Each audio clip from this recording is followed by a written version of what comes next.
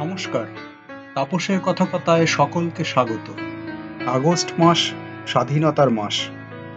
এই উপলক্ষে পাঠ করব অগ্নিযুগের বিপ্লবী উপেন্দ্রনাথ বন্দ্যোপাধ্যায়ের লেখা বই নির্বাসিতের আত্মকথা। ১৯০৮ সালের আলিপুর বোমার মামলার সূত্রে যুগান্তর দলের অনেকেরই আন্দামানের ভয়ঙ্কর সেলুলার জেলে কারাবাস হয়। উপেন্দ্রনাথ তাঁদেরই একজন। তাঁদের কারাবাসের আনুপূর্বিক কাহিনী ও ইতিহাস বিধৃত হয়েছে এই গ্রন্থে। রবীন্দ্রনাথ থেকে সৈয়দ মুজতবা আলী পর্যন্ত অনেকেই প্রশংসা করেছেন এই বইয়ের। ১২টি পরিচ্ছেদে সমাপ্ত হয়েছে এই বই। গত পর্বে শুনেছেন নির্বাসিতের আত্মকথার ৮ম পরিচ্ছেদ, আজ শুনবেন ৯ম পরিচ্ছেদ।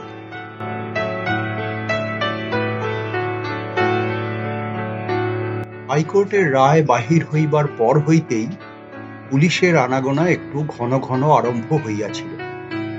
সাজা কমাইবার প্রলোভনে যদি কেহ কোনো নূতন কথা বলিয়া দেয়। আমাদের ধরা পড়িবার পরই নানা সূত্রে এত কথা বাহির হইয়া গিয়াছিল যে পুলিশের জানিবার আর বোধহয় বেশি কিছু বাকি ছিল না। কিন্তু তথাপি পুলিশ একবার নাড়াচাড়া দিয়া দেখিল আরো কিছু সংগ্রহ করা যায় কিনা। নির্জন কারাবাসের সময় মানুষের মন অপরের সঙ্গে কথা কহিবার জন্য যে কিরূপে অস্থির হইয়া উঠে, পুলিশেরা তাহা বেশ ভালো করিয়াই জানে। ২-১ মাস যদি কাহারও সহিত কথা কহিতে না পাওয়া যায়, তাহা হইলে মানুষের টিকটিকি আরতুলার সহিতই কথা কহিতে ইচ্ছে হয়। পুলিশ তো তবু মানুষ, কতকগুলো বাজে কথা কহিতে গেলে তাহার সহিত ২-১টা গোপনীয় কথাও বাহির হইবার সম্ভাবনা। আর ২০-৩০ জন লোকের নিকট ঘুরিলে অন্তত ৪-৫ জনের নিকট হইতে এইরূপ এক-আধটা কাজের কথা পাওয়া যায়।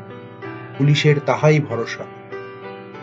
কথা বাহির হইবার আরো একটা কারণ এই যে, নামে গুপ্ত সমিতি হইলেও কতকটা অভিজ্ঞতা ও কতকটা অর্থের অভাবে আমাদের কার্যপ্রণালী শৃঙ্খলাবদ্ধ হইয়া উঠিতে পারে নাই। ইউরোপীয় গুপ্ত সমিতিগুলির ভিন্ন ভিন্ন বিভাগ ভিন্ন ভিন্ন অধ্যক্ষের অধীনে থাকে, এবং এক বিভাগের লোক অন্য বিভাগের লোকের সহিত বিনা প্রয়োজনে পরিচিত হইবার অবসর পায় না। সমিতির অধ্যক্ষদের এই চেষ্টা থাকে যেন প্রত্যেক ব্যক্তি আপন আপন কর্ম ভিন্ন, অপরের কর্ম না জানিতে পারে। এইরূপ নিয়ম থাকায় ১-৮ জনের দুর্বলতায় সমস্ত কাজ নষ্ট হইতে পায় না। নানা কারণে সেরূপ ব্যবস্থা আমাদের মধ্যে হইয়া উঠে নাই।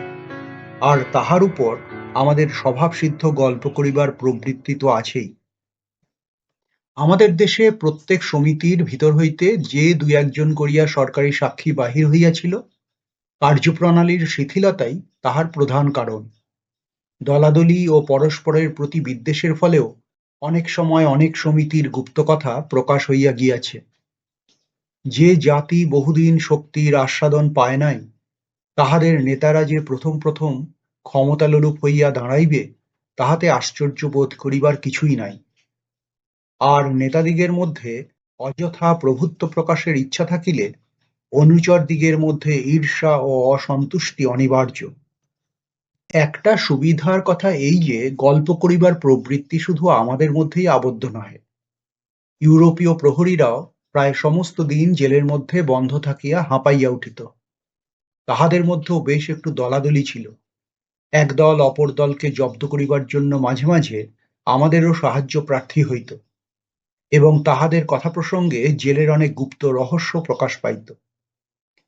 কিছুদিন এইরূপ থাকিবার পর শুনিলাম যে সিভিল সার্জন আমাদের আন্দামানে পাঠাইবার জন্য পরীক্ষা করিতে আসিবেন। যথাসময়ে সিভিল সার্জন আসিয়া পেট টিপিয়া চোখ দেখিয়া ৭ জনের ভবনদী পারের ব্যবস্থা করিয়া গেলেন। সুধীর ও আমি তখন রক্ত আমাশায় ভুগিতেছিলাম বলিয়া আমাদের আরো কিছুদিনের জন্য অপেক্ষা করিতে হইল। সাধারণ কয়েদির পক্ষে নিয়ম এই যে, একবার রোগের জন্য আন্দামান যাওয়া বন্ধ থাকিলে আরো ৩ মাস অপেক্ষা করিতে হয়। কিন্তু আমাদের বেলা সে আইন খাটিল না। সরকার বাহাদুরের আদেশক্রমে আমাদের ৬ সপ্তাহের মধ্যেই পাঠাইয়া দেওয়া হইল। কারাগৃহ হইতে একবার দেশকে শেষ দেখা দেখিয়া লইলাম। একদিন ভোরবেলা আমাদের হাতে হাতকড়ি লাগাইয়া আমাদের একখানা গাড়িতে চড়ানো হইল। দুই পাশে দুইজন সার্জেন্ট বসিল, আর গাড়ি খিদিরপুর ডকের দিকে ছুটিল। জাহাজে উঠাইয়া দিয়া একজন সার্জেন্ট বিদ্রূপ করিয়া বলিল, নাও সে মাই নেটিভ ল্যান্ড, ফেয়ারওয়েল। আমরা হাসিয়া বলিলাম, আয়ু রেভা। বলিলাম বটে, কিন্তু ফিরিবার আশাটা নিতান্তই জবরদস্তি মনে হইতে লাগিল। রাজনৈতিক কয়েদি আমরা শুধু দুইজন মাত্র ছিলাম, সুধীর ও আমি।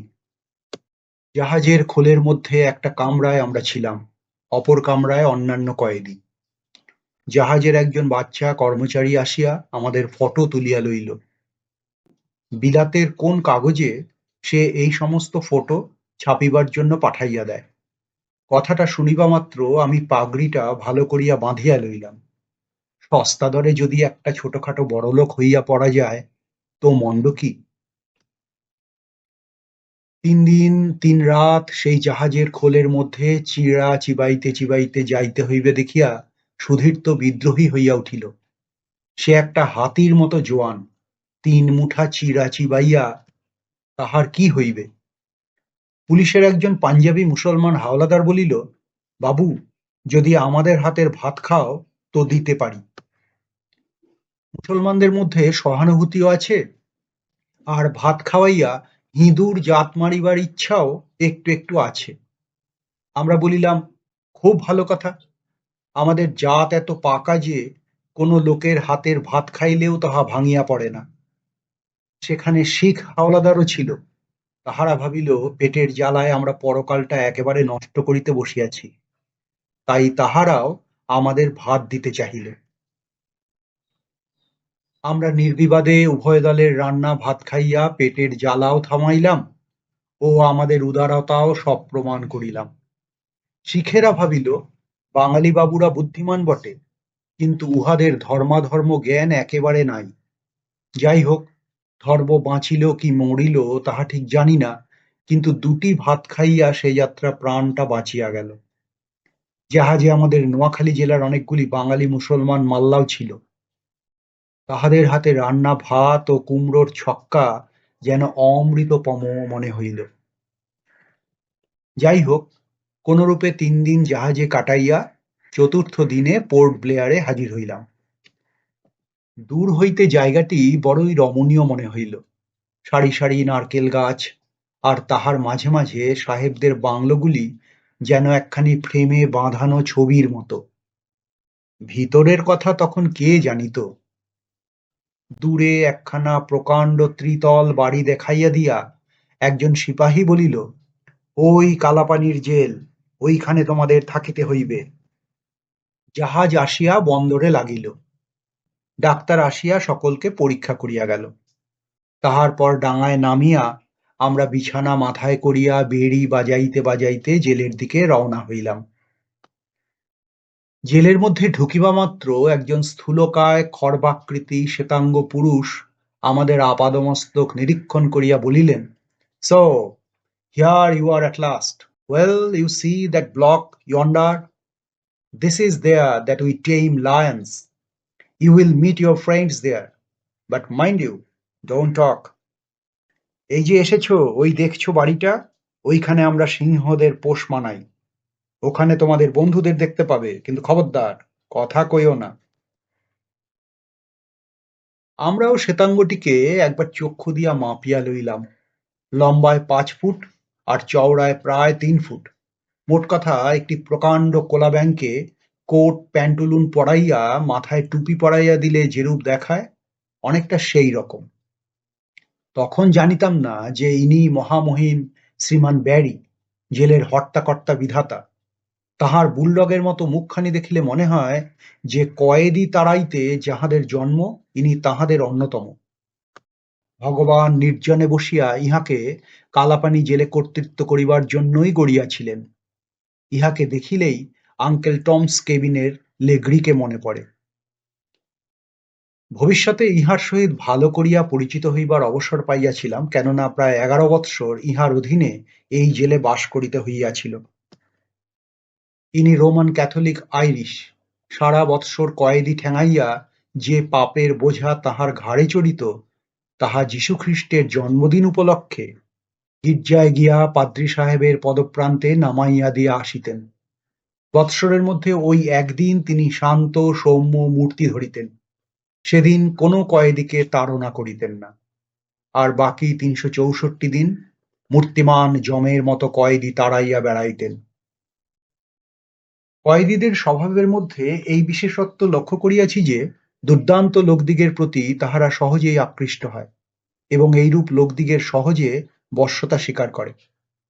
ব্যারি সাহেবের নিকট প্রহার খাইবার পর অনেক কয়েদিকে বলিতে শুনিয়াছি, সালা বড় মরদ হ্যায়। যাহারা ভালো মানুষ তাহারা কয়েদিদের মতে স্ত্রী জাতীয়। কয়েদিরা কোনো কুকার্য করিয়া ভগবানের নাম করিয়া ক্ষমা চাহিলে ব্যারি বলিতেন, জেলখানা আমার রাজ্য, এটা ভগবানের এলাকাভুক্ত নহে। ৩০ বৎসর ধরিয়া আমি পোর্ট ব্লেয়ারে আছি, একদিনও এখানে ভগবানকে আসতে দেখি নাই। ব্যারি সাহেবের মুখের কথা হইলেও ইহা সম্পূর্ণ সত্য। জেলে ঢুকিলে প্রথমেই নজরে পড়ে বহু জাতির সমাবেশ। বাঙালি, হিন্দুস্থানি, পাঞ্জাবি, পাঠান, সিন্ধি, বর্মী, মাদ্রাজি সব মিশিয়া খিচুড়ি পাকাইয়া গিয়াছে। হিন্দু মুসলমানের সংখ্যা প্রায় সমান সমান, বর্মীও যথেষ্ট। ভারতবর্ষে মুসলমানের সংখ্যা প্রায় হিন্দুর 1/4, কিন্তু জেলখানায় হিন্দু মুসলমানের সংখ্যা প্রায় সমান কি করিয়া হইল, তাহা বের করিতে গেলে উভয় জাতির একটা প্রকৃতিগত পার্থক্য আছে বলিয়া মনে হয়। ব্রহ্মদেশে লোকসংখ্যা মোট 1 কোটি, অর্থাৎ সমস্ত বাঙালির প্রায় 4 ভাগের 1 ভাগ, কিন্তু এখানে বাঙালি অপেক্ষা ব্রহ্মদেশীয় লোকের সংখ্যা অনেক বেশি। খুন মারামারি করিতে ব্রহ্মদেশীয় লোক বিশেষ মজবুত। অল্পদিন মাত্র তাহারা স্বাধীনতা হারাইয়াছে, সুতরাং ভারতবর্ষের লোকের মতো একেবারে শিষ্ট শান্ত হইয়া যায় নাই। হিন্দুস্থান ব্যতীত অন্য দেশের উচ্চ শ্রেণীর লোকের সংখ্যা খুব কম। শিক্ষা প্রচারের আধিক্যবশতই হোক বা প্রকৃতির নিরীহতাবশতই হোক, মাদ্রাজি ব্রাহ্মণ একেবারে নাই বলিলেই চলে। আমরা যে সময় উপস্থিত হইলাম তখন জেলখানার মধ্যে পাঠানের প্রাধান্য খুব বেশি। সব জাতিকে একত্র রাখার ফলে যে দুর্বল জাতিদের উপর অযথা অত্যাচার যথেষ্ট হয়, তাহা বলাই বাহুল্য। দিন কতক থাকিতে থাকিতেই দেখিলাম যে জেলখানায় দুর্বলের পক্ষে সুবিচার পাইবার কোনোই সম্ভাবনা নাই। কর্মচারীদের বিরুদ্ধে সাক্ষ্য সাবুত দিবার বুকের পাটা কয়েদিদের মধ্যে বড় একটা দেখা যায় না। পরের জন্য নিজের ঘাড়ে বিপদ কে টানিয়া আনিতে যাইবে? যে যার নিজের প্রাণ বাঁচাইতেই ব্যস্ত। যাহারা খোসামোদ করিতে সিদ্ধহস্ত, মিথ্যা কথা যাহারা জলের মতো বলিয়া যাইতে পারে, তাহারাই কর্তৃপক্ষের কাছে ভালো মানুষ, এবং তাহারাই প্রভুদিগের প্রসাদ লাভে সমর্থ। আর যাহারা ন্যায় বিচারের প্রত্যাশা করিয়া অপরের জন্য লড়াই করিতে যায়, তাহাদের অদৃষ্টে বিনা মেঘে বজ্রাঘাত ঘটে। মিথ্যা মোকদ্দমার ফাঁদে পড়িয়া তাহারা অযথা সাজা খাইয়া মরে। ফলে জেলখানায় যত কয়েদি আসে, তাহার মধ্যে একজনও যে জেল খাটার ফলে সচ্চরিত্র হইয়া যায়, তাহা মনে করিবার কারণ নাই। বাস্তবিকই কয়েদিদের ভালো করিয়া তুলিবার চেষ্টা সেখানকার কর্তৃপক্ষদের মোটেই নাই বলিলেই চলে। অসচ্চরিত্র লোকদিগকে সচ্চরিত্র করিয়া তোলাতেই যে জেলখানার সার্থকতা, সে ধারণাও তাহাদের আছে বলিয়া মনে হয় না। কয়েদি তাহাদের কাছে কাজ করিবার যন্ত্রবিশেষ, আর যে অফিসার কয়েদি ঠেঙাইয়া যত বেশি কাজ আদায় করিতে পারে, সে তত কাজের লোক, তাহার পদোন্নতি তত দ্রুত। আর একটা মজার কথা এই যে, সে উল্টা রাজার দেশে মুড়ি মিছরি সব একদর। সব রকম অপরাধের জন্য দণ্ডিত কয়েদি প্রায় একরকম ব্যবহার পায়। কঠোর বা লঘু পরিশ্রমের সঙ্গে সবসময় অপরাধের গুরুত্বের বা লঘুত্বের বড় একটা সম্বন্ধ থাকে না। যে সময় কোথাও নারিকেল ছোবড়ার তার অর্থাৎ কোয়ার পাঠাইবার দরকার হয়, সে সময় সকলকেই ছোবড়া কুটিতে লাগাইয়া দেওয়া হয়। আর যখন নারিকেল বা সরিষার তেলের আবশ্যক হয়, তখন একটু মোটাসোটা সকলকেই ধরিয়া ঘানি গাছে জুড়িয়া দেওয়া হয়। সবটাই ব্যবসাদারি কাণ্ড। কয়েদি সরকার বাহাদুরের গোলাম। আপনাদের দেহের রক্ত জল করিয়া সরকারি কোষাগার পূর্ণ করাতেই তাহাদের অস্তিত্বের সার্থকতা। অপরাধের তারতম্য অনুসারে কয়েদিকে ভিন্ন ভিন্ন শ্রেণীভুক্ত করিবার প্রথা সরকারি পুঁথিতে আছে বটে, কিন্তু কার্যকালে তাহা ঘটিয়া ওঠে না। কিসে জেলের আয় বৃদ্ধি হয়, সুপারিনটেন্ডেন্ট হইতে আরম্ভ করিয়া চুনোপুটি অফিসার পর্যন্ত সকলেরই সেই দিকে দৃষ্টি। কয়েদি মরুক আর বাঁচুক, কে তাহার খবর রাখে? ভারতবর্ষে লোকের অভাবও নাই, আর মাসে মাসে জাহাজ বোঝাই করিয়া দরকার মতো কয়েদি সরবরাহ করিবার জন্য বিলেতি বিচারকেরও অভাব নাই। একবার একটি পাগলকে জেলখানায় দেখিয়াছিলাম। বেচারির বাড়ি বর্ধমান জেলায়। জেলখানায় সে ঝাড়ুদারের কাজ করিত। তাহার নিজের বাড়ির সম্বন্ধেও তাহার ধারণা অতি অস্পষ্ট। কেন যে সে সাজা পাইয়া কালাপানিতে আসিয়াছে, তাহাও ভালো করিয়া বুঝিত না। একদিন তাহাকে জিজ্ঞাসা করিলাম, তোমরা ক ভাই? সে উত্তর করিল, 7। তাহাদের নাম করিতে বলায় সে আঙুলের গাঁট গুনিয়া 5 জনের নাম করিল। বাকি 2 জনের নাম করিতে বলায় উত্তর দিল, ভুলে গেছি। তাহার খাওয়া পড়ার বড় একটা ঠিকানা থাকিত না। কখনো আপন মনে চুপ করিয়া বসিয়া থাকিত, কখনো বা সারাদিন রাস্তা পরিষ্কার করিয়া বেড়াইত। একটু লক্ষ্য করিলেই বুঝিতে পারা যায় যে লোকটার মাথা খারাপ। তাহাকে পাগলা গারদে না দিয়া কোন সুবিচারক যে তাহাকে যাবজ্জীবন দ্বীপান্তরের ব্যবস্থা করিয়াছেন, তাহা বলিতে পারি না। এরূপ দৃষ্টান্ত জেলখানায় অনেক পাওয়া যায়। তবে মাঝে মাঝে 2-1 জন এমন ওস্তাদও মিলে, যাহারা কাজের ভয়ে পাগল সাজে। একজন বাঙালিকে ঐরূপ দেখিয়াছিলাম। একদিন বেগতিক বুঝিয়া সে মাথায় কাপড় বাঁধিয়া গান জুড়িয়া দিল। চোখে চুনের সামান্য গুঁড়া লাগাইয়া চোখ দুটা লাল করিয়া লইল, আর আবল তাবল বকিতে আরম্ভ করিল। ভাত খাইবার সময় মুখ ফিরাইয়া বসিয়া রহিল। প্রহরীরা তাহাকে জেলারের কাছে ধরিয়া লইয়া গেল। জেলার গোটা 2 কলা আনিয়া তাহার হাতে দিলেন। সে কলা দুটো খাইয়া পরে খোসাগুলো মুখে পুড়িয়া চিবাইতে লাগিল। জেলার স্থির করিলেন লোকটা সত্য সত্যই পাগল, তা না হইলে খোসা চিবাইতে যাইবে কেন? লোকটা ফিরিয়া আসিলে তাহাকে জিজ্ঞাসা করিলাম, হ্যাঁ রে, খোসা চিবুতে গেলি কেন? সে বলিল, কি করি বাবু সাহেব, বেটাকে তো বোকা বানাতে হবে। একটু কষ্ট না করলে কি আর পাগল হওয়া চলে?